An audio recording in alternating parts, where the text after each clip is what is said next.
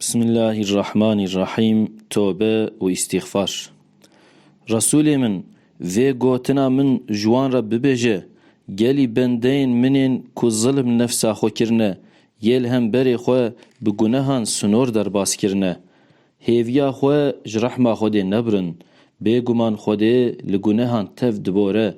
Bêguman yê guneh jê bir, yê dilovîn her ew bi xwe ye. Hêja ku ezab bi ser we de nehatiye, bi bal Rabbê xwe ve vegerin û teslîmê fermana wî bibin. Paşî eger hûn tövbe nekin, alîkariya we nayê kirin. Ji we ew her du kesên mêr û jinên ku zinayê bikin, ceza bidin wan. Eger ew her du tövbe bikin û xwe qenc bikin, dev ji wan berdin. Bêşik Xwedê tövbeyan zehf qebûl dike û dilovan e. Xwedê tövbeya wan kesên ku bi nezanî xerabiyê dikin û di cî de tövbe dikin qebûl dike. Xwedê zana û xwedan hikmet e. Qebûlkirina tövbeyê ne ji bo wan kesên ku xerabî û gunehan dikin û li serî berdewam in.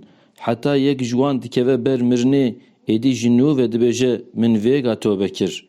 û ne ji bo wan kesên ku li ser kufrê jî dimirin, me ji wan re ezabekî biêş amade kiriye. Înca kî piştî vê neheqiya li xwe poşman bibe û hal û tevgerên xwe rast bike, bi rastî Xweda ê tövbeya wan qebûl bike. Bêguman Xweda gunehbexş û bi rehm e. Roja qiyametê ezabê wî yê şirk ji Xwedê re çêdike, zîna dike û bêheq qetla însanan dixestûyê xwe qat dibe û ew di wir de bi rûreşî tim û tim ê bimînin.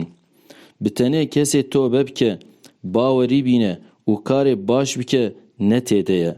Xweda xirabiyên gunehan van digerîne qenciyan. Xweda pir dibexşîne û pir dilovan e.